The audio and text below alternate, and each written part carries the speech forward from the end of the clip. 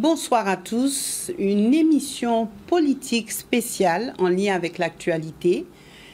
Les observateurs et les passionnés de la vie politique avaient fait des spéculations qui paraissaient jusqu'ici évidentes concernant les éventuelles gagnantes de ces élections européennes.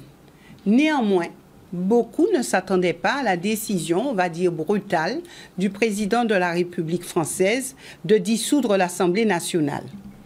Plusieurs qualificatifs ont animé les débats, informels ou formels.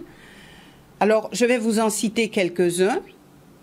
Coup de poker, folie, stratégie dangereuse, et j'en passe.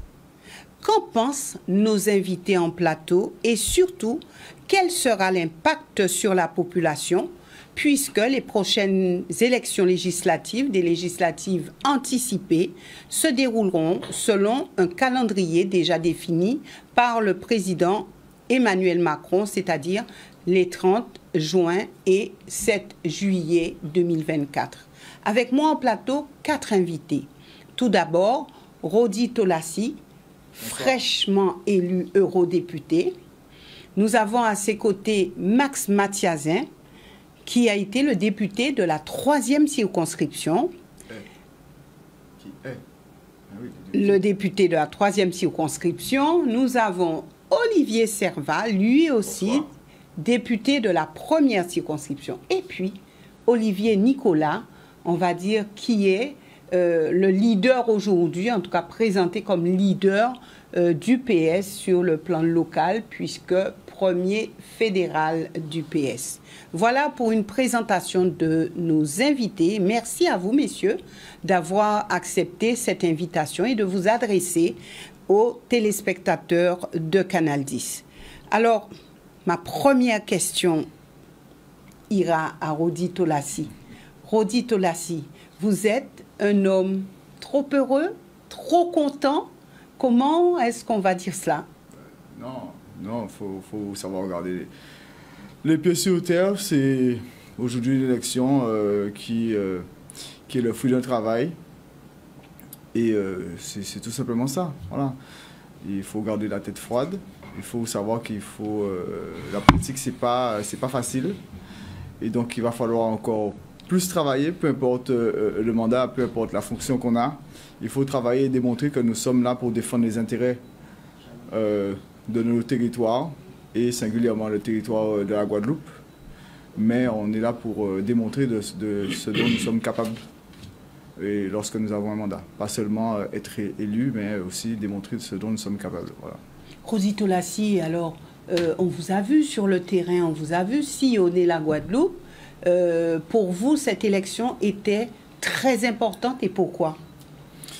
C'est une élection extrêmement importante pour plusieurs raisons. D'ailleurs, l'Europe, c'est déjà une institution supranationale qui décide de beaucoup de politiques au niveau national et local, notamment sur le plan de l'agriculture, de la pêche et dans un bon nombre de domaines, notamment sur les normes européennes que nous avons et que souvent qui ne vont pas en direction et en faveur des territoires ultramarins. L'Europe, l'élection européenne, c'est une élection à un tour à la proportionnelle. Et donc, contrairement à ce qu'on pense, c'est l'élection où on a le plus de poids. Parce que c'est 0,1 point qui peut faire basculer et vous faire avoir un candidat, un élu de plus. C'est cette élection-là qui on a le plus de poids. Et malheureusement, cette élection-là, ça, où les gens participent le moins. Donc, on a un travail relativement important à faire de sensibilisation là-dessus. Pour 2 raisons. L'importance de l'Europe, de l'institution européenne, qui donne pas mal de financement, mais aussi pas mal de contraintes à nos territoires qui ne sont pas forcément compris et vice-versa.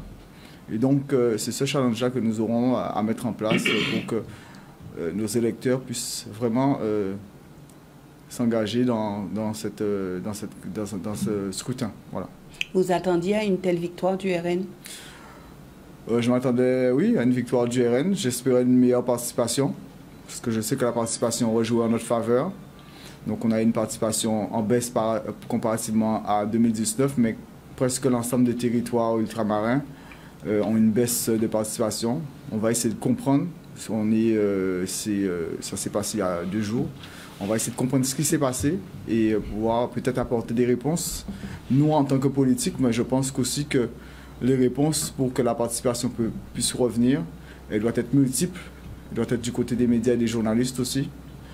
Elle doit être du côté des associations, des forces vives, de l'ensemble de la composante de notre société aujourd'hui pour qu'on puisse bien comprendre que l'élection est extrêmement importante, peu importe l'élection, car l'élection, c'est le seul moment où vous avez le même poids qu'un président de la République. Voilà, vous avez droit à un vote, il a droit à un vote. C'est le seul instant où vous êtes égal avec peu importe la personne dans le pays. Merci Rodi Tolassi. Alors messieurs, avec une victoire d'une telle ampleur, une victoire du RN, est-ce que ce qui vous reste à faire, c'est d'aller au RN? Qui est tenté? Je suis venu pour une émission sérieuse. Je pense que vous n'êtes pas, donc je vais prendre la parole, puisque je crois que vous connaissez, Madame Boissé, le passé politique et sur des personnes qui sont autour de la table. Et vous connaissez, je prends la parole en tant que doyen autour de cette table, vous connaissez mon parcours. Donc je considère que c'est une plaisanterie que de me demander à moi, et en tout cas je réponds pour moi, si je devrais aller, si je suis tenté d'aller au RN ou pas. Puisque la politique ne se fait pas par opportunisme, la politique se fait par conviction. Et c'est pour cette conviction-là, par cette conviction qui m'est chevillée au cœur, que j'ai adhéré à, si je veux dire, à des convictions politiques, qui sont d'abord des convictions de l'humanisme, qui sont des convictions sociales, qui sont des convictions pour la population de la Guadeloupe, parce qu'il m'est cher, et c'est ce qui me meut avant tout. Et en tant qu'homme, je me suis dit, en tant qu'homme, en tant que Guadeloupéen, il faut que je fasse entendre la voix des Guadeloupéens. Je suis porteur de cette voix-là. Et je n'ai de cesse, lorsque je prends un avion pour aller en France, puisque vous savez que j'ai été le premier secrétaire de la Fédération socialiste, on ne devient pas socialiste impunément, eh bien je n'ai de cesse de penser à la Guadeloupe, justement. Je voyage avec la Guadeloupe en tête et je fais des allers-retours. Je fais des allers-retours parce que je sais que dans un contexte d'adversité extrêmement difficile, il faut précisément la voix forte dont je parlais pour faire entendre justement les Guadeloupéens. Et tout au long de cette mandature, de la mandature précédente et de l'année qui s'est écoulée, puisqu'il s'est écoulé une année, nous atteignons bientôt au mois de juin, je crois que c'était le 18 juin, hein, Olivier. Le 18 juin, l'année, la deuxième année de mandature, nous sommes, je ne suis pas le seul, mais je me suis battu avec d'autres, notamment aux côtés d'Olivier Servat, mais avec d'autres députés du groupe Lyot, qui est un groupe qui a failli faire tomber le gouvernement à 9 voix près, ce qui signifie qu'on ne plaisante pas avec un mandat qui nous est confié par le peuple, qui est souverain, et nous ne plaisantons pas parce que lorsque nous allons dans l'Hexagone, ce n'est pas pour nous amuser, c'est pour précisément défendre toutes les mesures que nous avons pu faire adopter et dont nous parlerons ce soir, j'espère, tout à l'heure. Oui, alors, on a lancé le débat. Alors, c'est vrai que, mais on a vu, hein, en Guadeloupe, le RN a, je vais dire, a affiché, ou du moins les Guadeloupéens ont affiché leur volonté par rapport au Rassemblement national. Selon vous, qu'est-ce qui motive les Guadeloupéens? Qu'est-ce qui fait qu'aujourd'hui, il y ait cette montée du RN? Et vous, homme politique, depuis tantôt, comment vous avez analysé cette victoire du RN? Vous vous y attendiez peut-être, mais qu'est-ce qui, selon vous, a motivé tout cela? Si je prendrai la parole. Alors d'abord, le RN l'emporte, mais le premier vainqueur, entre guillemets, c'est l'abstention. Dans un contexte où, en plus, la participation recule. Dans une élection dont tout le monde dit qu'a priori, elle était importante. Et chacun sait combien l'Europe est importante. Donc il faut quand même qu'on s'interroge sur ça. Avant de parler du résultat, il y a un premier élément, c'est cette démobilisation générale. Et je vais la doubler même d'une démobilisation générale, y compris en campagne. Parce qu'en réalité, il n'y a pas eu beaucoup de monde en campagne. Moi, j'ai sillonné la Guadeloupe pendant presque un peu plus d'un mois, régulièrement, tous les jours. Sur la fin, on a été vraiment présents partout, tous les jours. Moi, j'ai fait le constat de la première démobilisation, c'est les élus eux-mêmes, les politiciens, ceux qui étaient même candidats. Étaient démobilisés, vous dites? Mais démobilisés, je prendrai un seul exemple. Nous avons la candidate qui figurait sur la liste de la majorité présidentielle, bien mal nommée d'ailleurs, Madame Gustave Duflot. Je l'ai vu faire campagne en Guyane, je l'ai vu faire campagne à Mayotte, je l'ai vu faire campagne à La Réunion, sur son Facebook, vous pourrez aller voir. A-t-elle fait campagne en Guadeloupe? Ont-ils organisé des meetings? Ont-ils ne serait-ce que reçu le soutien d'une personnalité nationale au niveau local? Non. Ça, c'est le premier élément. Le deuxième élément, ces soutiens locaux. On parle quand même du parti en responsabilité dans le pays. Guadeloupe Unie, solidaire et responsable. Ils ont une candidate en place. Ils ont, je ne sais pas combien de communes, mais presque une vingtaine aujourd'hui, qui sont aujourd'hui affiliées au parti. Combien de maires ont été sur le terrain? Combien ont défendu sa candidature? Donc, en réalité, la première des choses, les partis concourent à l'exercice de la démocratie, c'est dans la Constitution. Et ça veut dire que quand ils sont impliqués dans une élection, il faut d'abord assumer déjà les valeurs des listes sur lesquelles on figure. Donc, il y avait déjà à assumer le fait d'être à ce point associé à l'action d'Emmanuel Macron et de ses gouvernements. Mais il fallait aller l'assumer devant la population. Vous regardez... Mais Olivier Nicolas, j'entends. Non, mais attendez. Ouais. J'entends. Tenez bien ce que vous dites, mais lors des dernières élections présidentielles, on a vu comment cette population a voté. Alors, est-ce qu'on ne peut pas dire qu'aujourd'hui, le RN est ancré dans le paysage politique guadeloupéen? Je ne vous parle pas du RN pour le moment. Je sais que c'est le sujet. Si ça ne vous embête pas, je vais répondre de la manière dont je souhaite orienter ma réponse. D'abord, l'abstention. Parce que l'abstention, quand vous avez 85% des gens qui ne vont pas voter, il faut quand même s'interroger sur ça. Quand vous avez des partis politiques qui ne font pas campagne, il faut quand même s'interroger là-dessus. Et je vais prendre un dernier exemple. Quand vous organisez un congrès des élus départementaux et régionaux, 3 jours après le vote, que vous savez que cette élection elle a lieu le samedi ici, et que toute la semaine d'avant est consacrée à des réunions préparatoires au congrès.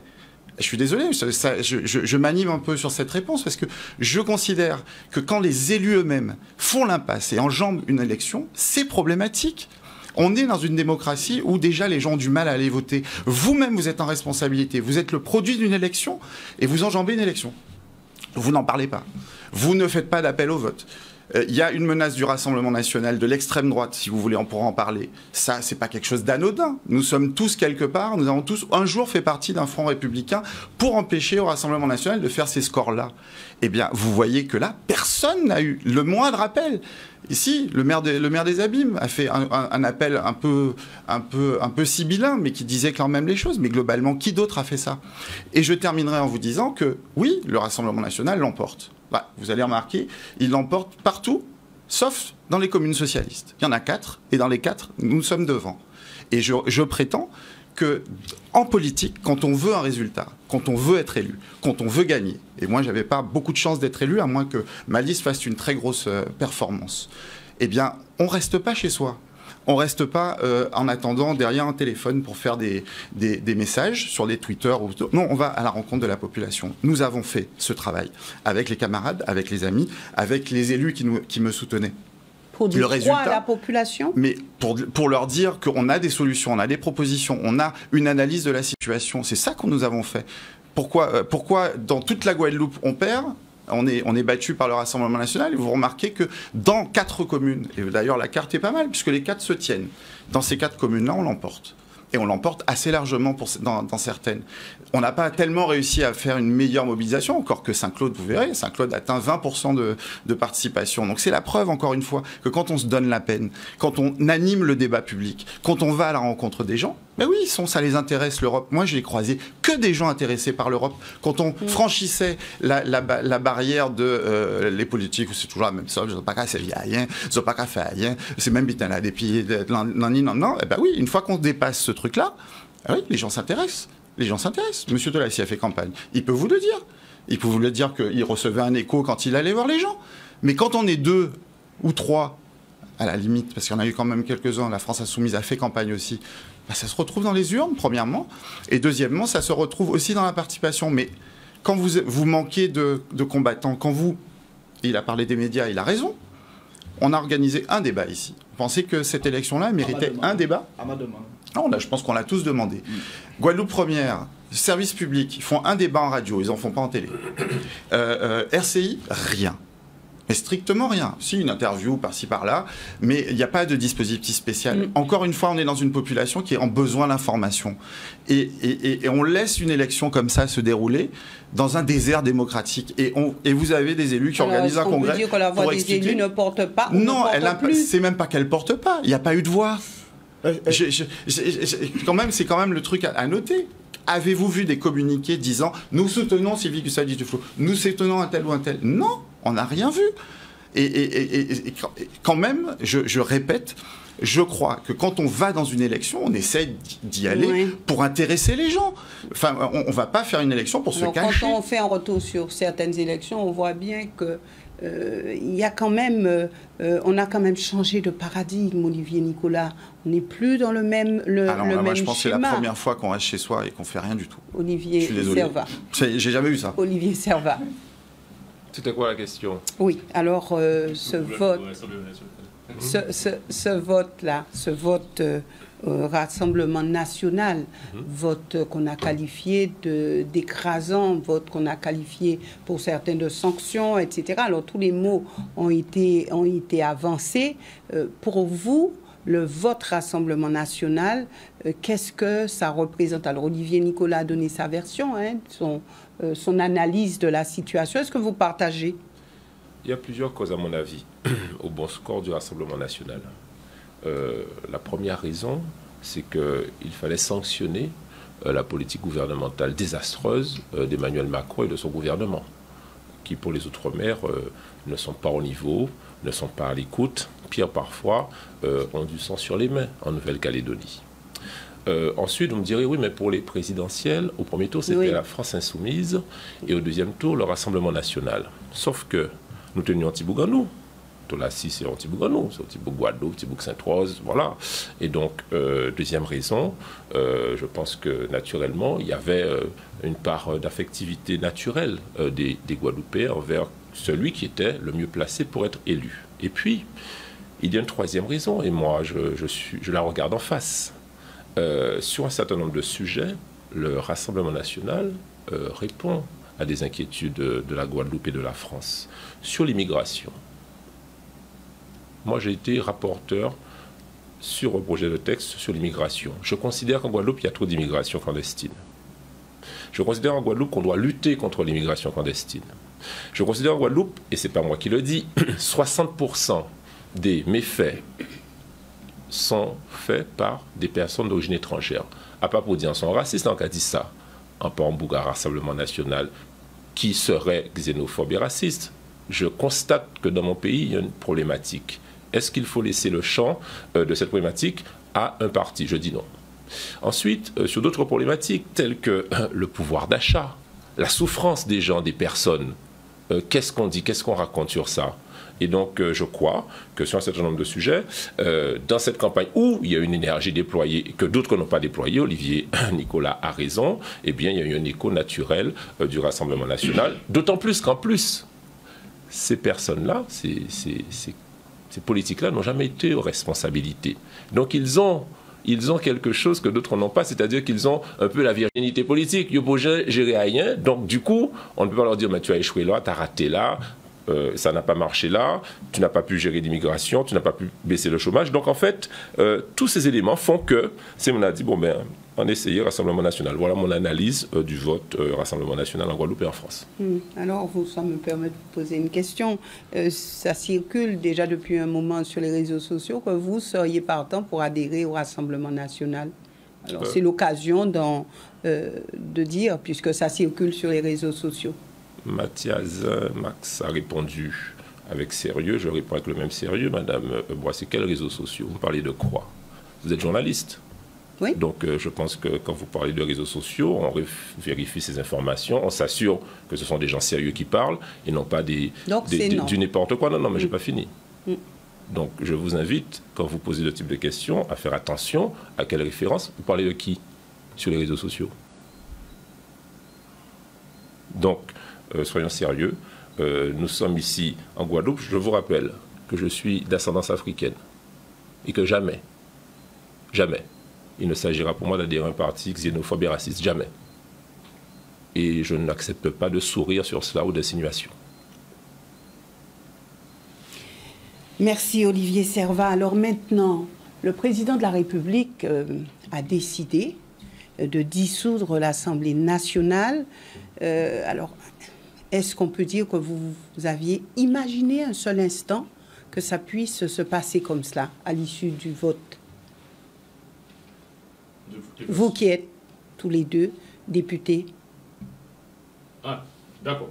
Mais de toutes les façons, au groupe Lyotte, qui s'appelle Liberté, Indépendance, Outre-mer et Territoire, que nous avons constitué, notamment Olivier et moi, nous en avons été les chevilles ouvrières, puisque vous voyez bien que ça contient le mot liberté, ça nous ressemble bien. Et Outre-mer, c'est très important. Et indépendance, ça veut dire que nous avons une liberté de vote. Eh bien, nous avions depuis longtemps tiré le signal d'alarme. Et nous avions déposé une motion de censure contre le gouvernement. Cette motion de censure a failli être passée, a failli passer, plutôt être votée. Il s'en est fallu de 9 voix. Donc vous voyez bien que nous ne sommes pas ce que Olivier vient de dire concernant la politique et le mécontentement suscité par la politique mise en œuvre par Emmanuel Macron pour les Outre-mer, pas seulement pour la Guadeloupe. Nous le savions très bien, mais nous obtenons des résultats en nous battant pied à pied. Et c'est la raison pour laquelle je dis, quelle que soit l'Assemblée, donc je dis bien qu'il en a fallu de 9 voix, mais quel que soit le député qui sera à l'Assemblée nationale, avec une majorité, dans un contexte extrêmement difficile, où il y a un déficit important, s'il ne se bat pas, c'est exactement comme à l'école de la vie, on se bat. Et donc c'est la raison pour laquelle j'ai fait fort en tout cas, et peut-être pas seulement moi, mais j'ai fait fort sur un certain nombre de projets, et de choses que nous avons, d'éléments que nous avons, de résultats obtenus. Les 30 millions d'euros par exemple pour l'augmentation du quorum, concernant les 9 communes qui étaient en difficulté de la Guadeloupe, puis sous l'eau. C'est un amendement que j'ai défendu. Le million d'euros pour les enfants malades. Parce que lorsque les gens viennent ici et disent on n'a rien fait, c'est facile à dire. Mais c'est au bien du mieux qu'on voit le maçon. Le million d'euros pour les enfants malades. Vous savez qu'il y a 17 enfants par année en Guadeloupe, qui sont des enfants atteints de cancers, qui sont des cancers extrêmement graves et des cancers fulgurants. Et lorsque l'on découvre que votre enfant a un cancer, vous êtes obligé de partir. Partir illico avec votre enfant. Eh bien, les parents qui pouvaient partir partaient. Ceux qui ne pouvaient pas, eh bien, soit ils perdaient leur boulot, ou bien ils ne partaient pas et leur enfant mourait. Et c'est très important. Et c'est une maman qui a attiré notre attention là-dessus, hein, Olivier. Et on l'a fait, on l'a défendu. Donc aujourd'hui, il y a d'autres mesures. Quand on dit qu'on n'a rien fait sur le chlordécone, est-ce que vous pouvez dire que je peux accepter ça? Je ne parle pas des plans chlordécone.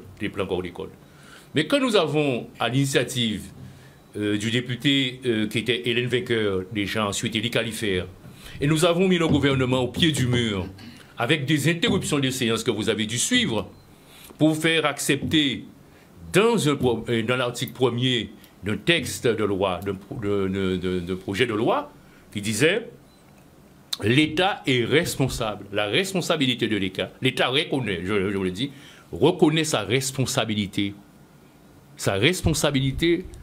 dans l'empoisonnement dans les effets du chlordécone. Mais quand vous avez une loi où l'État reconnaît sa responsabilité, eh bien ça ouvre la voie à beaucoup de choses pour les Guadeloupéens. Nous aurons l'occasion d'avoir des émissions sur les prochaines élections législatives. Non, mais ce n'est pas une émission sur les prochaines élections législatives, Madame Boissé. Parce que vous commencez par nous poser une question de savoir est-ce que nous adhérons pas au Rassemblement national, comme si nous aurions à nous cacher de ce que nous avons fait. Moi, c'est... Elle m'a pas posé la question à moi, étrangement. Voilà, elle t'a pas posé la question, mais... je trouve que... Non, elle a posé la question à tout le monde. Et tu n'as pas voulu l'entendre. Mais je vous dirai par exemple, pour vous donner un exemple. Vous savez qu'il y a un vote. Il y a eu un vote sur le dégel pour ou contre les Kanaks. Pour ou contre l'existence du peuple kanak, qui est aujourd'hui submergé un pays dont on a pris possession en 1843. Il y avait 1 million de Kanaks. Maintenant, il y avait à peu près entre 800 000 et 1 million de Kanaks. Maintenant, quand il en est resté 30 000, ils se sont révoltés, on en a tué 1200. Eh bien, aujourd'hui, quand les Kanaks disent qu'ils voudraient pouvoir accéder un tant soit peu à une forme de liberté dans leur pays, eh bien, il y a un vote pour le dégel du corps électoral. Eh bien, aujourd'hui, il faut savoir que le Rassemblement national a voté pour ce dégel. À 89 députés sur 89. Alors que nous avons été, et avec le Renaissance, etc. Par conséquent, je dis que... Et ensuite, Marine Le Pen dit, Madame Le Pen dit, il faut 40 ans. Elle revient, mais elle dit, il faut 40 ans, finalement, pour qu'on interroge de nouveau les Kanaks. Est-ce que vous croyez qu'on peut dire on peut passer sous silence ce genre de choses sans être en campagne électorale? Alors, on ira un petit peu sur cette décision du président de la République. Et vous qui êtes au plus près de ce gouvernement, on va dire, de par la distance, hein, comment est-ce que vous avez vécu cela lorsque vous avez entendu cela? Et comment avez-vous analysé cette décision? Concernant la dissolution? La décision, oui. Bon, moi je crois que... Est-ce que vous vous y attendiez déjà? On en parlait. Très honnêtement, on ne s'attendait pas à ce que ça se fasse maintenant. Alors, si on essaie de comprendre pourquoi le président de la République a dissous l'Assemblée nationale, il y a une hypothèse basique, celle qu'il a exprimée dans son message. Il faut l'écouter. Il dit il faut une clarification politique. Il n'a pas la majorité, il ne veut plus de petits arrangements, parce qu'il aurait pu tenter d'élargir l'arc républicain pour mieux gouverner. Il n'a pas voulu cela, il a dit qu'il ne veut pas d'arrangement, et donc qu'il dit d'ailleurs que l'élection française ne sera pas l'élection européenne et qu'il attend un sursaut des Français et qu'il clarifie les choses. Donc en clair, il demande une majorité, celle qu'il avait en 2017. Je pense qu'il rêve. Et je pense que lui-même, il n'y croit pas. Une hypothèse beaucoup plus plausible politiquement, parce que malgré tout, il réfléchit. Il se dit, bon, si on veut empêcher le Rassemblement national d'aller au pouvoir en 2027, présidentiel, parce que c'est le mandat suprême, la magistrature suprême, c'est le président de la République, 2027, dans 3 ans. Il faut qu'on leur enlève leur virginité politique. Comment on fait? Il faut qu'on les mette dans le nez, dans le cambouis de la gestion gouvernementale d'un pays endetté. Un pays soumis aux guerres, un pays où le chômage, c'est pas facile, un pays où finalement l'immigration, ils ne pourront pas forcément, à mon avis, la gérer comme ils l'entendent. Donc il veut, à mon avis, se dire, bon, ben on leur donne les clés du gouvernement. Moi, président de la République, je garde mes politiques régaliennes, c'est-à-dire armée et puis la politique étrangère. Donc moi, je suis toujours en existence et je les laisse dans le cambouis d'un pays dans le marasme. Pendant 3 ans, ils vont montrer leur incapacité et peut-être qu'en 2027, je serai en mesure d'avoir une équipe qui reprenne le pouvoir. Je pense que c'est le calcul qu'il fait. Voilà un peu mon explication politique de cette situation. Donc, moi, je considère qu'il n'avait pas beaucoup le choix après une telle sanction électorale. Et je pense que c'est une très bonne chose qu'on revienne devant le peuple. La clarification, elle est nécessaire pour tout le monde. Une très bonne chose pour qui? Mais pour la démocratie. Vous ne pouvez pas passer une législature complète à faire du 49-3 pour tout.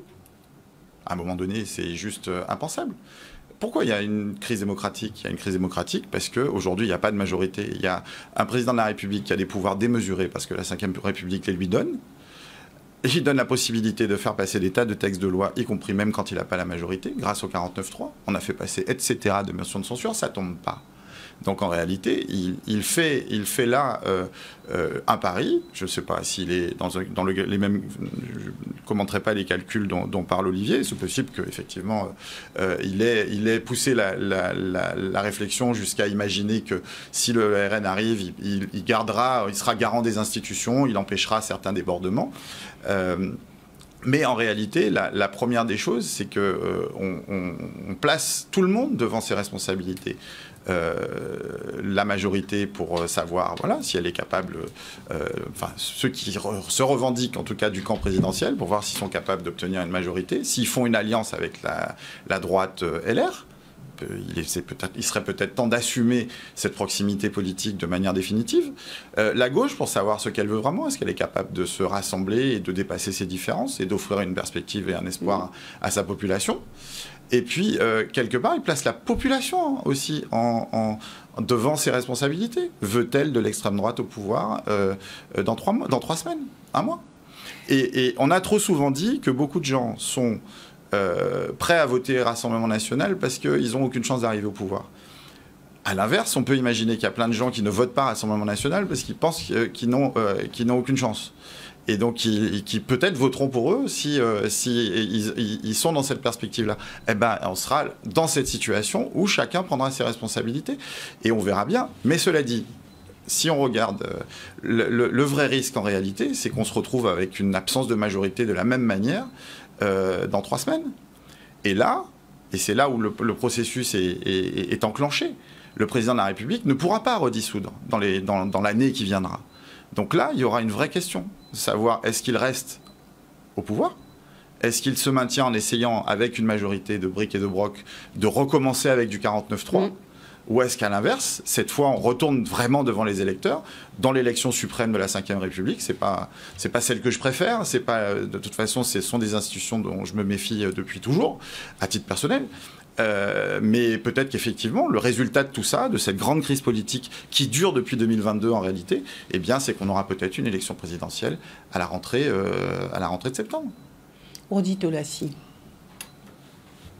On a vu que M. Bardella a demandé au président de la République, Emmanuel Macron, de dissoudre l'Assemblée nationale. C'est lui qui a demandé.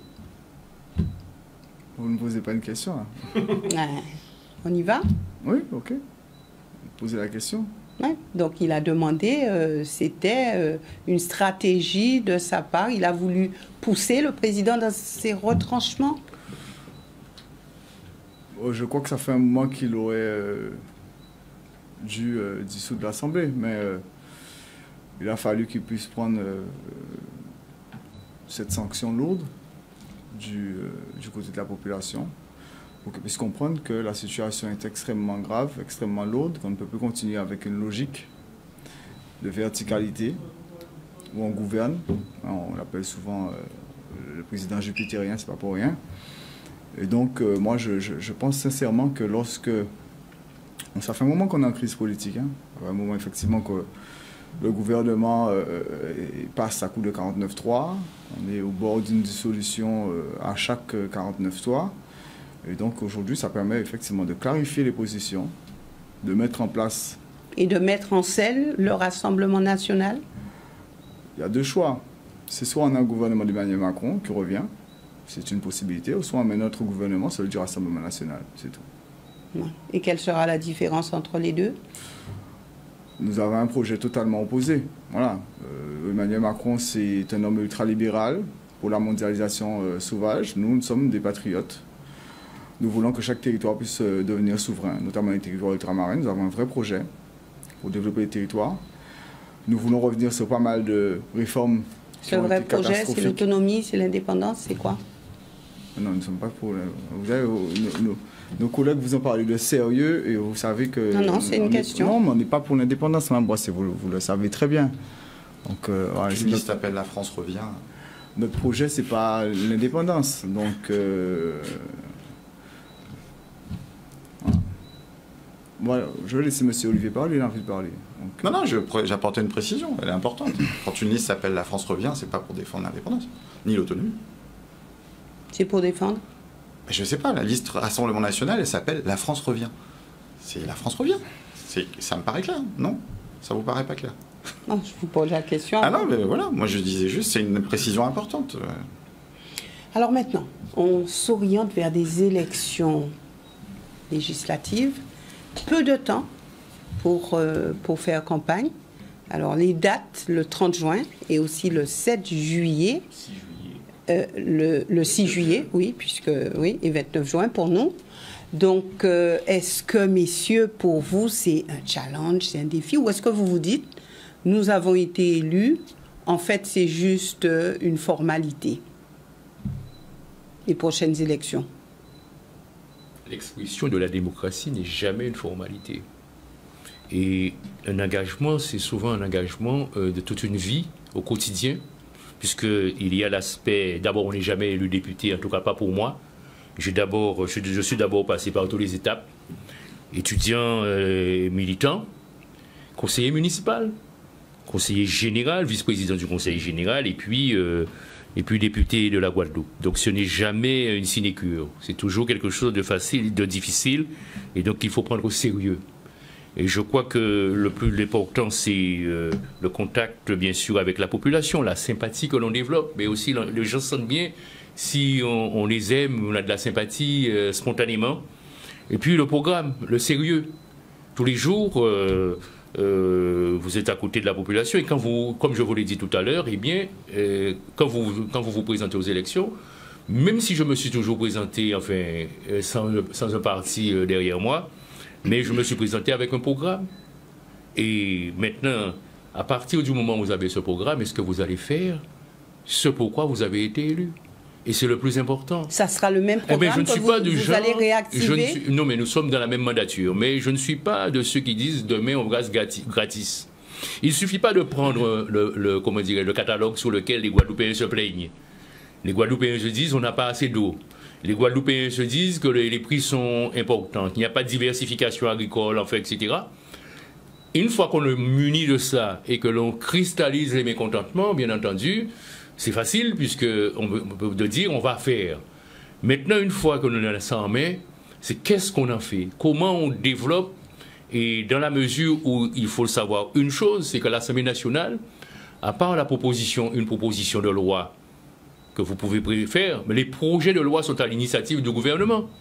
Et il s'agit non seulement de se battre sur ces propositions de loi, comme nous le faisons pour le groupe Lyot. Nous avions une proposition de loi qui remettait en cause, en tout cas pendant qui devait être examinée le 13, nous étions normalement, c'était la niche parlementaire de notre groupe Lyot, où nous présentions plusieurs propositions de loi. Nous défendions une proposition de loi par exemple, en faveur de nos fonctionnaires ultramarins, que ce soit fonctionnaires d'État ou des collectivités territoriales hospitaliers.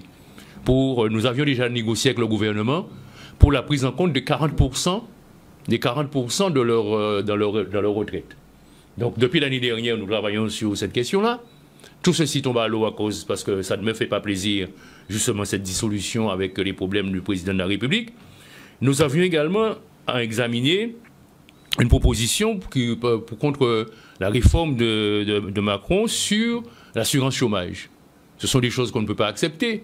Mais nous n'avons pas pu l'examiner puisque normalement, nous devions partir le 12 pendant le congrès pour aller défendre ces propositions de loi avec le groupe Lyot. Mais là maintenant, il faudra changer de stratégie si d'aventure le gouvernement n'est plus le même. Est-ce qu'il faudra changer de stratégie si vous êtes réélu? Comment est-ce que vous avez réfléchi là-dessus? On ne change pas les objectifs. Les objectifs sont là, quel que soit le gouvernement, quelle que soit la majorité. Je vous rappelle que je n'étais pas encarté quand j'ai été élu.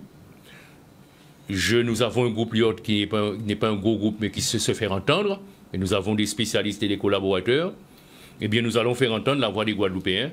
Si d'aventure, puisque vous parlez des législatives et vous me demanderez tout à l'heure si je suis candidat, oui. Moi j'aurai l'honnêteté. Oui, vous pouvez répondre puisque ça allait arriver. J'aurai l'honnêteté de regarder les Guadeloupéens en face tout de suite pour leur dire que vous m'avez fait confiance. Vous m'avez fait confiance il y a 2 ans, bientôt 2 ans. Nous sommes dans le gué, nous sommes dans une mandature. Il y a une intermède, je considère ça comme une intermède, comme un entracte. Et quand vous allez au bal, quand moi j'allais au bal à un moment donné, ou dans un spectacle, il disait, bon, orchestre a pour un entracte, et bien c'est pour moi son entracte, et moi, quand virer, Kébé Adam, moi, continuer à danser. Et danser, bon, on n'est pas danser, c'est danser qui connaît danser pendant, qui n'est sauf, qui connaît danser pendant longtemps, juste devant jour, et bien moi, là, pour danser juste devant jour, parce que le peuple là, en mission, et mission là, sans capoter, et vers un certain nombre de choses que nous avons en cours, mais je veux aussi continuer à renforcer la sécurité par le nombre de policiers que nous avons fait. Parce que quand on parle de sécurité, demandez aux jeunes Guadeloupéens, demandez combien de jeunes Guadeloupéens qui sont rentrés. Grâce à notre action, il y a une centaine de policiers Guadeloupéens qui sont rentrés dans leur pays par l'action des députés que nous sommes. Demandez par exemple qui a initié, a forcé le gouvernement à reconstruire les deux prisons. La prison de Bastère qui est en reconstruction. Donc vous et la prison de Bémao auquel on va ajouter. C'est nous qui étions allés voir le ministre de l'Intérieur. Le gouvernement. Pour faire ajouter les 300 places sur la prison de Bémao. Donc dire tout ne peut pas être fait en même temps. On peut incriminer certains, mais il ne faut jamais dire que les députés, ceux qui sont là avant nous, ne font rien. Et lorsque récemment, les planteurs étaient dans la rue pour demander quoi? Un peu d'augmentation sur leur tonne de canne, eh bien j'étais la nuit et le jour avec eux. Merci Olivier Servat. C'était la mandature précédente. Oui, mais c'est nous qui avons débloqué, Olivier. Ouais. Alors, pas dire ça, parce que pour nous, pas de gars qui bédait encore. Non.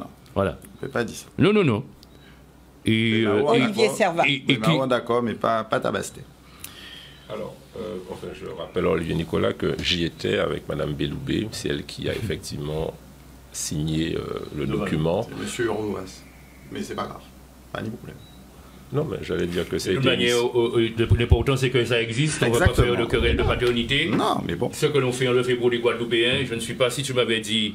Moi, je sais que je suis allé voir la ministre de l'Intérieur avec Olivier. Le garde des Sceaux, pardon, avec Olivier. Et que ce jour-là, nous avons été reçus et qu'elle nous a dit, voilà, je mettrai tout ceci au programme et la signature a été lancée. Oui, ce que Olivier Nicolas dit, c'est que ça a été initié sur mandature socialiste, mais que ça a été concrétisé et signé, mandaté par la mandature où nous, il y avait Bénin, il y avait Vecteur. L'action publique, c'est tout. Vous ne pouvez pas dire on a fait. Mais c'est ça. C'est ça, nous dégradons, Olivier. Pas de problème. Si tu avais écouté jusqu'au bout. Ah non, mais entendez-vous bien. Après ça, mais bon, j'ai entendu, nous, on dit, bon, ok, ils ont fait travailler à beaucoup de jeux. Enfin. Il a été dit en tout cas que justement, il ne faut pas dire que les députés d'avant n'ont rien fait. Donc oui, les députés socialistes l'ont fait. Et ensuite, ça a été concrétisé par nous. Et après, bon, bref. Alors, il faut continuer l'action. Quelle fierté pour nous, quelle fierté pour moi d'avoir pu, avec d'autres, Max et d'autres, créer le groupe Outre-mer à l'Assemblée nationale. Ce n'est jamais arrivé depuis 250 ans. Beaucoup n'y croyaient pas. On pensait que ça ne marcherait pas. Nous faillit. Et ça a marché? Je trouve pas mal, très honnêtement. Nous sommes le deuxième groupe le plus important avec les ultramarins, 5. Vous savez, j'espère qu'avec cette dissolution, nous aurons encore plus de députés ultramarins qui viendront rejoindre ce groupe Liberté Indépendante Outre-mer Territoire. Voilà une première espérance que j'ai. Deuxième espérance, c'est de pouvoir continuer l'action menée. Effectivement, le job de député, c'est un job avec pierre après pierre, assez ingrat parfois. Mais sur le coût des billets d'avion, nous avons entamé avec d'autres un combat rude contre d'éventuelles ententes illicites, contre d'éventuels accaparements du prix du kérosène par certains qui se fournissent en mer du Nord et non pas tout près de nous dans la Caraïbe. Comment un billet d'avion en low cost Paris-New York, c'est 99 €, alors que chez nous, c'est 600, 700, 800, 900 000, etc. Ça ne va pas. Donc, on a entamé ce combat-là. Sur la non-discrimination capillaire, il faut que cette loi passe au Sénat. J'ai déjà trouvé des sénateurs qui vont reprendre cette loi-là. Il faut qu'on puisse continuer cette affaire-là. Donc, vous savez, on a là un job qu'on allait faire. Là, c'est bloquer le gouvernement. C'était passé en commission, cette histoire de réforme de l'assurance chômage pour sanctionner, pressuriser, mais indexer. Maintenant, ça sera plus simple pour vous de bloquer les choses? Alors, vous savez, alors comment ça va se passer aujourd'hui? Quand on voit ce qui se passe. Tout tombe aujourd'hui. Oui. Tous les textes tombent. Et donc, il faudra effectivement remettre l'ouvrage sur le métier. On ne sait pas quelle sera la majorité. Repartir à zéro. Alors, si vous non, on ne repart pas à zéro, hein, parce qu'en fait, les textes sont déjà dans les tuyaux, mais il faudra les réactiver. Prenons le texte sur la non-discrimination capillaire. Voté à l'Assemblée nationale, mais il faut qu'il passe au Sénat. Eh bien, il faudra que très rapidement, je pense à l'automne, qu'on puisse pouvoir le faire passer au Sénat. Donc, le texte où on voulait bloquer la réforme de l'assurance chômage. Vous savez quoi? Ils veulent dire aux chômeurs, bon, vous touchez trop d'argent. Pour toucher de l'argent, il faut que vous travaillez plus longtemps, sur une durée plus courte. Eh bien, nous, on avait bloqué ça pour les Outre-mer déjà, la première fois. On l'avait bloqué en commission là, pour toute la France, notre groupe Lyotte. Eh bien, on doit continuer cette affaire-là. Donc, vous savez, il y a un certain nombre de sujets. Bien évidemment, sur la problématique de la chlordécone, on est extrêmement vigilant. Là, ça a été repoussé en octobre pour les sanctions, mais il faut à un moment donné que soit au niveau parlementaire, soit au niveau européen, qu'on puisse se prononcer sur cela. Max a parlé effectivement de la reconnaissance de l'État. À partir de TRJVAC pour un mot, hein, ils sont responsables de la chlordécone. Eh bien, ils voulaient associer aussi 2-3 personnes. Donc, vous voyez, nous sommes au travail. Et donc, je crois que vous posez la question, est-ce que c'est une formalité? Pas du tout. En élection, c'est en élection. Et donc, il faudra, pendant le temps à venir, les 3 semaines... Repartir au combat. Je n'ai jamais quitté le combat, à vrai dire. Mais il faudra continuer à être sur le terrain, continuer à aller voir la population pour lui expliquer ce qu'on a déjà fait, ce qu'on compte faire et ce pourquoi elle devrait pouvoir nous refaire confiance. Donc, c'est un ouvrage démocratique que nous acceptons bien volontiers parce que nous nous soumettons à la démocratie populaire. Ouais. Vous avez peu de temps pour cela. On n'a pas moins de temps que les autres. Hein. On n'a pas moins de temps que les autres. Vous savez, tout le monde est sur la même ligne. Et donc, c'est ainsi. Ce sont les institutions de la sécurité publique. On les accepte normalement et on fera le job puisque c'est ainsi que nous sommes. Oui. Olivier Nicolas, alors vous, PS, est-ce qu'on peut dire que ça vous donne l'occasion de vous positionner pour ces prochaines élections législatives? Déjà, je veux rappeler à nos téléspectateurs qu'il n'y a pas que 2 députés en Guadeloupe. On a 2 sur le plateau. Mais il y en a 2 autres qui sont sortants, Élie Califère et Christian Baptiste, dans la 4e et dans la 2e circonscription. L'un et l'autre sont membres du groupe socialiste, en tant que députés apparentés. Et aussi, on va faire valoir un excellent bilan pendant ces 2 années de mandature. Dans les mêmes conditions que racontent nos parlementaires. Effectivement, une absence de majorité, une difficulté à porter les dossiers. C'est des groupes d'importance assez similaires et qui ont tous leur rôle stratégique et qui comportent 3 ultramarins, en tout cas dans le cas du groupe socialiste. Le groupe GDR, lui, en comporte presque une dizaine.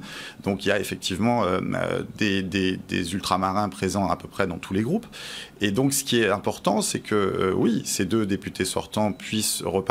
L'un et l'autre m'ont confirmé qu'ils seront candidats. Donc on peut le dire ce soir, Élie Califère et Christian Baptiste repartent au combat, repartent sur la base du programme qui était les leurs, et puis surtout dans l'ambition et la volonté. Et c'est peut-être ce qui peut nous différencier de l'ambition, c'est que nous voulons construire une majorité alternative, et à la fois au RN et à la fois au macronisme. Parce qu'en réalité, on peut chercher à s'arranger avec la majorité en appuyant certains textes, un peu moins d'autres. Quelle est la force aujourd'hui du PS? Mais non, aujourd'hui, c'est la gauche rassemblée qui compte. C'est ça qui fait qu'on avait créé un espoir à travers la NUPES, qui a aujourd'hui un peu implosé en raison en raison d'une difficulté de leadership, en réalité, et d'une manière de fonctionner.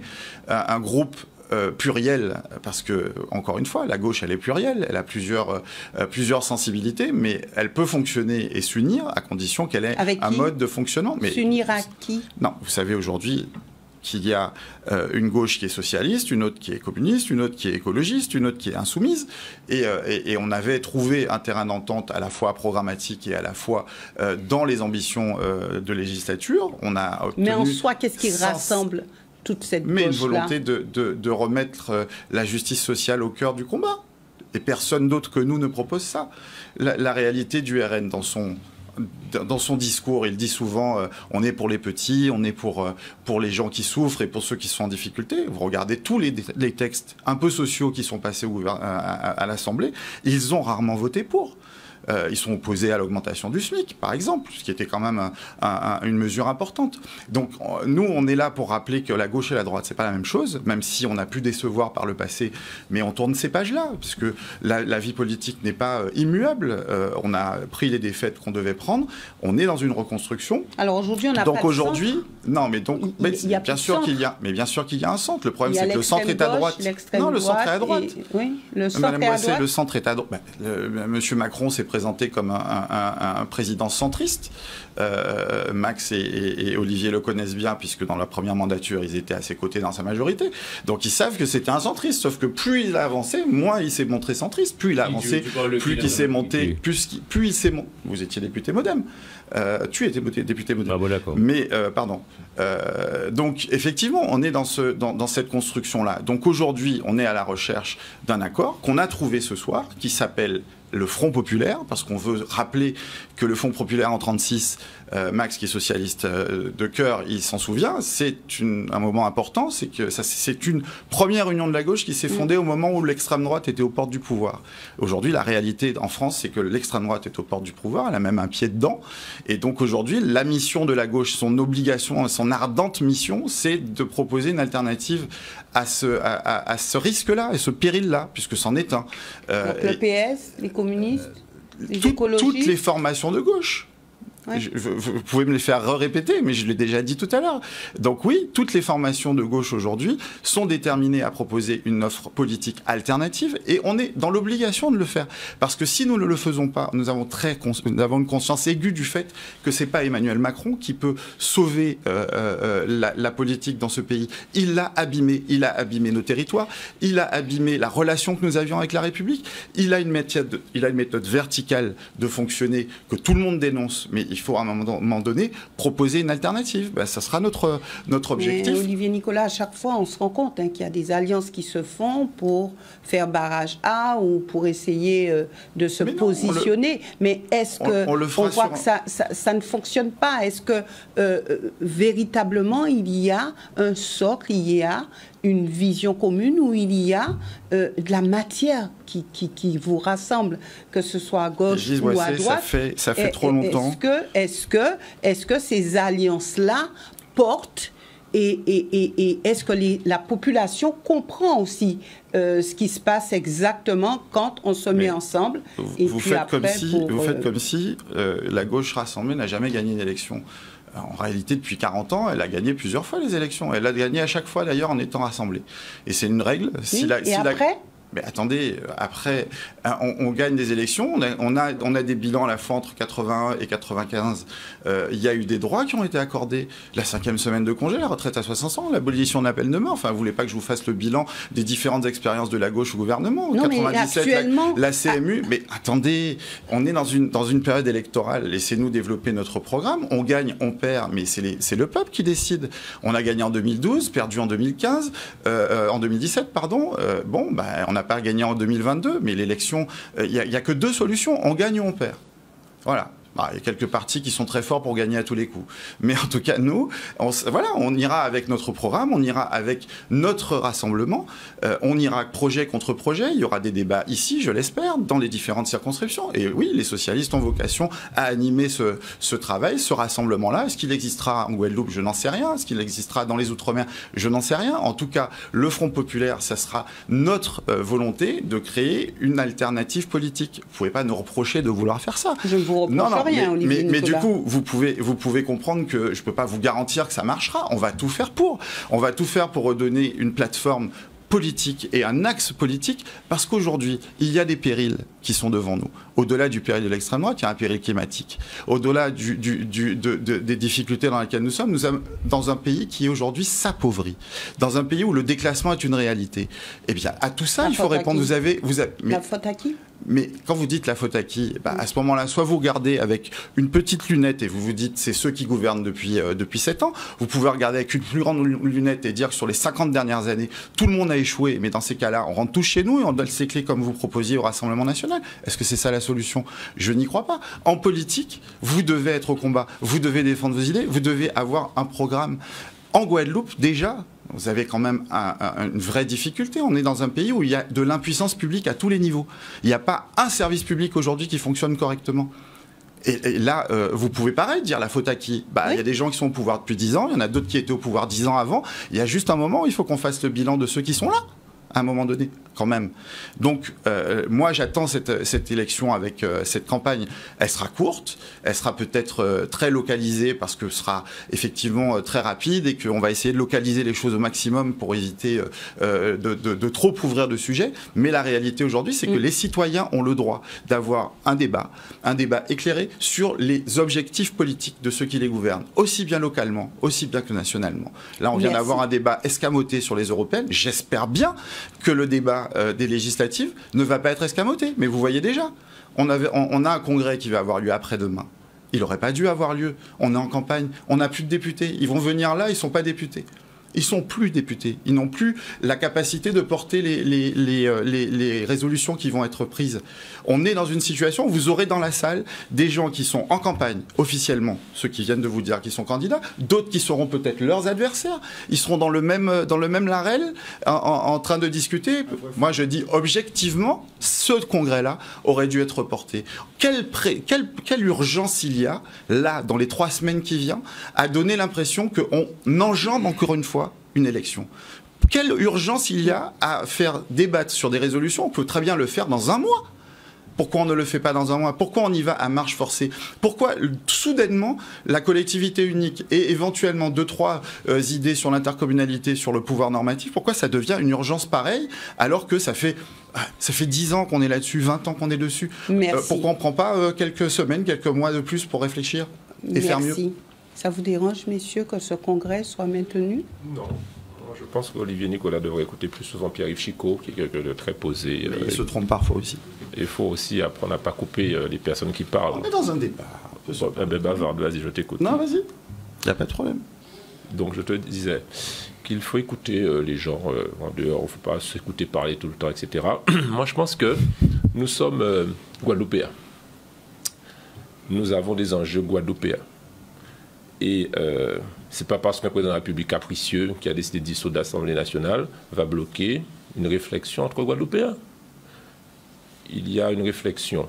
Alors, je ne suis pas absolument pour ce qui est un congrès, mais parce qu'un président a dissous l'Assemblée et que ce sont les problématiques nationales qui nous dépassent ici, on ne pourrait pas réfléchir à notre pays? Non, moi, ça ne me choque pas du tout qu'on puisse se réunir entre Guadeloupéens pour parler de problématiques guadeloupéennes. Nous ne sommes pas d'accord, mais on ne va pas se laisser tout le temps emporter par des contraintes nationales, de partis nationaux, des considérations qui ne m'intéressent pas. Ce qui m'intéresse, là, c'est la Guadeloupe. Et donc, si on parle de Guadeloupe avec des Guadeloupéens, je pense que ce n'est pas une mauvaise chose. Et donc, pourquoi pas ce congrès? On verra sur quoi il va déboucher. Parce qu'effectivement, par contre, je constate que les exécutifs ne sont pas tellement d'accord. On m'avait parlé de contrat de cohérence concertée, ça n'a pas l'air tout à fait cohérent tout ça. Bref, mais je ne suis pas pour qu'une décision nationale d'un président capricieux puisse venir interférer une réflexion entre Européens. Max Mathiasin. Je ne partage pas le point de vue, bien entendu, d'Olivier sur cette question. Moi, je serais... Lequel Olivier? Olivier à proximité. Non, mon ami Olivier du groupe Lyot. Pourquoi? Parce que l'avenir de la Guadeloupe, c'est quelque chose de profondément sérieux et pour lequel je me suis investi depuis longtemps. Il ne vous a pas échappé qu'à un moment, donc il y a à peu près 3 ans, j'étais candidat, je conduisais une liste pour les régionales et j'avais un projet pour la Guadeloupe. J'ai toujours prôné l'idée qu'il fallait que nous puissions faire peuple autour de quelque chose qui puisse nous rassembler. Nous rassembler parce que nous avons un destin commun, quelque chose à mettre en commun. Un peuple qui n'en a pas ne va nulle part. Et je serais très, je dirais, gêné d'être à la fois au Congrès et en campagne. Puisque vous venez de dire, Madame Boissette, que cette campagne sera courte. Ce sera une campagne coup de poing. Et moi, je sais par expérience ce qu'est une campagne électorale. Donc, nous serons au Congrès et nous serons en même temps en campagne, c'est-à-dire en train de nous organiser, sachant que... Mais donc, j'en ai fait part aux collaborateurs de Guy Losbar, d'autant plus qu'effectivement, il y a cette dissension, ou ce dissensus entre les deux exécutifs. Et il faut parler clairement au peuple, hein, parce que la langue de bois, c'est ce qu'on nous reproche aussi. Et donc, quand on n'a pas le franc-parler, l'un disait qu'il fallait attendre, parce qu'il était urgent d'attendre et de proposer un projet pour la discussion des Guadeloupéens. Moi, je suis un économiste de formation. Je sais que j'aime la pédagogie. J'aimerais que tout le monde s'accapare ce projet, l'intègre, fasse circuler, que nous discussions, que nous créions de vrais débats. Et donc, je serai au Congrès. Ce que vous dites, ça sera non, je répondrai de la division. Non, je ne dis pas que c'est le congrès de la division. Je réponds, mais si je suis invité au congrès, j'irai au congrès. Mais je ne peux pas venir vous dire ici que je serai tout à fait à l'aise dans un congrès où il y a une campagne électorale qui s'organise, il n'y a pas de députés, donc ça veut dire l'Assemblée nationale est dissoute. Donc aujourd'hui, nous ne sommes plus en capacité de travailler. Je ne sais pas, j'espère que je serai là, je fais tout pour ça parce que de toute façon, les Guadeloupéens ont reconnu mon abnégation et mon engagement.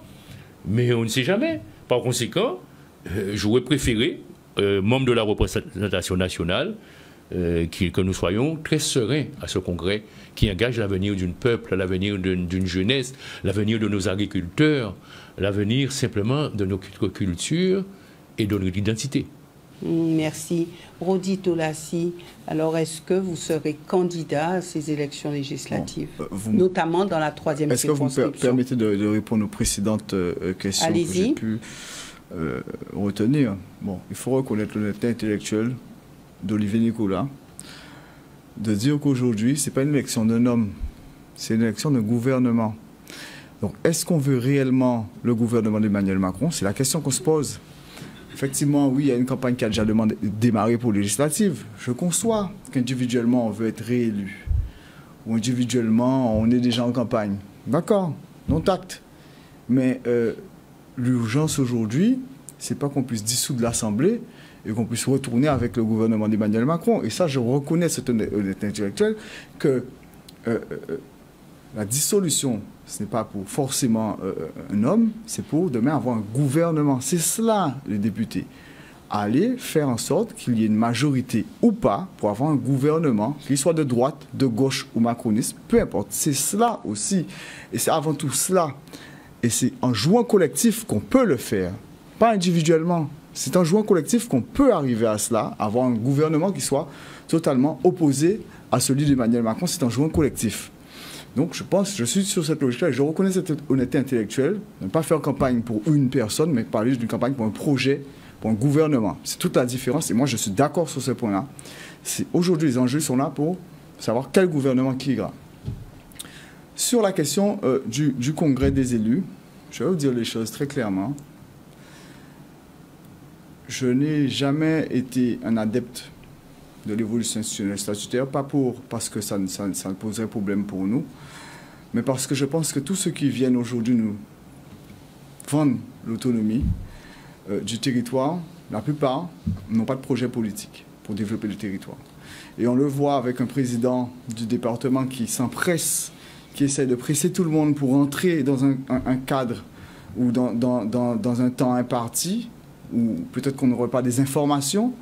Mais je pense que, pour moi, très sincèrement, je pense que l'urgence, la Guadeloupe a d'autres urgences que ce congrès.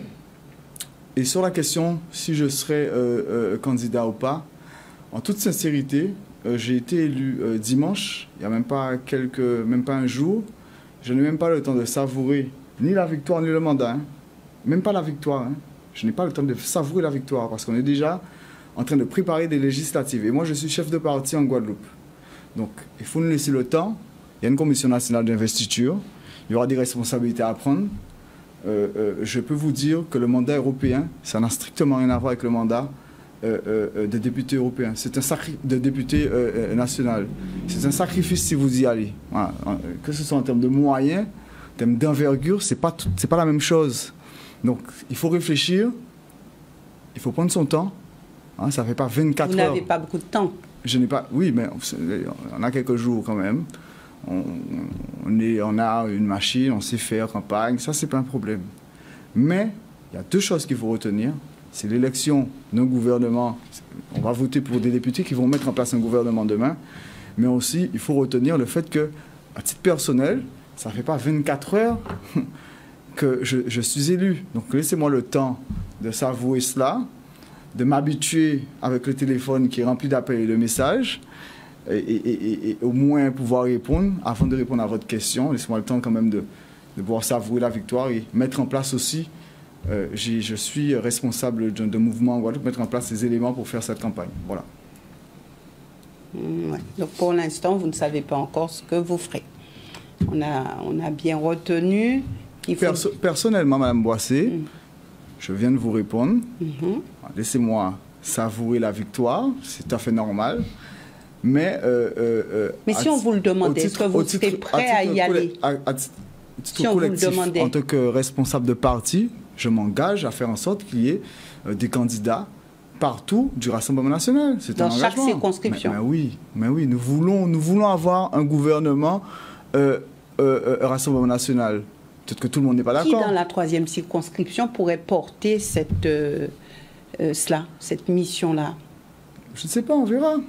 On aura le temps de voir. Je dirais les choses clairement quand la décision sera prise. Je ne me suis jamais caché en politique. Hein. Jamais.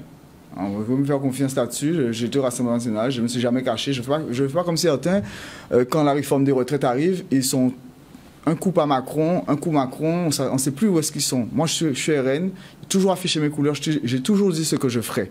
Voilà, aujourd'hui, je dois mener éventuellement une campagne des législatives sur 4 circonscriptions.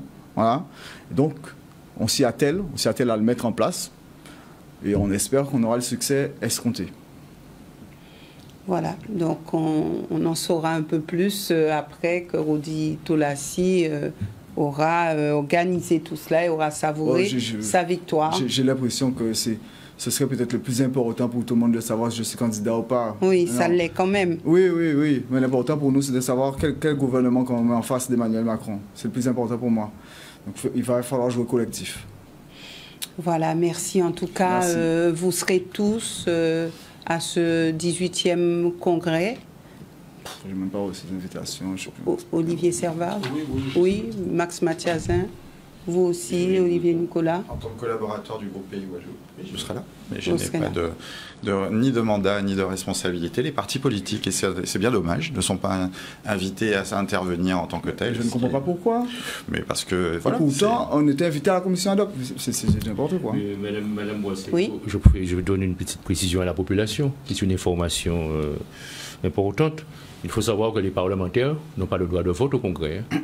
C'est-à-dire que nous assistons au Congrès, ce qui est une incongruité, sans avoir le droit, la possibilité de voter, pour un texte qu'on nous demande d'aller défendre à l'Assemblée nationale ou au Sénat. C'est absurde. C'est absurde. Ouais.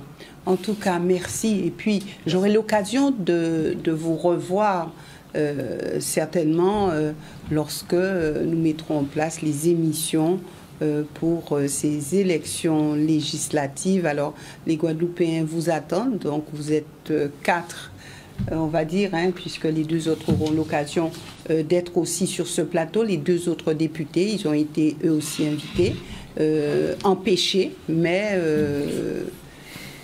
disent qu'ils viendront sur ce plateau pour s'adresser à la population. En tout cas, nous vous retrouverons aussi lors de ce 18e congrès pour voir un petit peu ce qu'il en ressort. Merci d'être venu sur ce plateau.